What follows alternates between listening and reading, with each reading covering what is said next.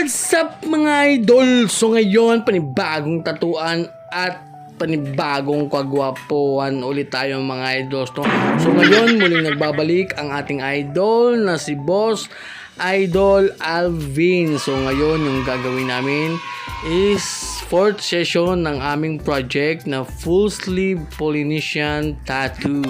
So ngayon, syempre shoutout din sa kanyang kasama na kanyang kapatid na si Idol April. So yun no, napaka solid talaga na magkapatid to.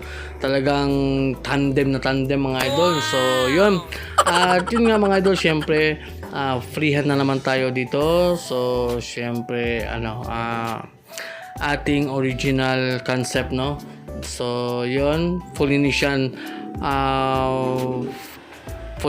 freehand tattoo. So yun nga, pang-apat na session namin ngayon mga idol. So titingnan natin kung matatapos na ba ito, kasi nga medyo masakit talaga tong Polynesian. Dapat kasi kapag magpapatattoo ka dito nang ganito, kasi nga kailangan sakto ka sa tulog, sakto sa kain, sakto sa pahinga.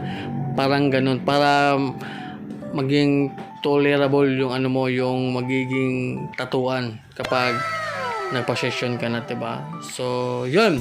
At syempre yung mga needles pala na ginamit natin dito is tatlo lang pala. Tatlo na size pala mga idol. So yung lining natin dito is 9RL. Tapos yung shading mga idol is 9RM at saka 21RM. So yan yung mga needles na ginamit natin dito. At yung voltage naman mga idol is nasa 7.0 hanggang 7.5 mga idol. Tapos marami din nagtatanong mga idol kung anong ink yung ginagamit natin dito. So yon, walang iba, Dynamic Triple Black mga idol. So kung saan naman natin to binili, syempre sa S-Guns Tattoo Supply. So dyan kayo bumili mga idol, napaka legit. So S-Guns Tattoo Supply mga idol. So yun, at balik tayo sa tatuan. Tapos na pala tayo mga idol. Yun si Boss Idol Alvin. So yun nga, after ng 4 hours mga idol, so 4 na oras lang yata yung tinagal namin dito.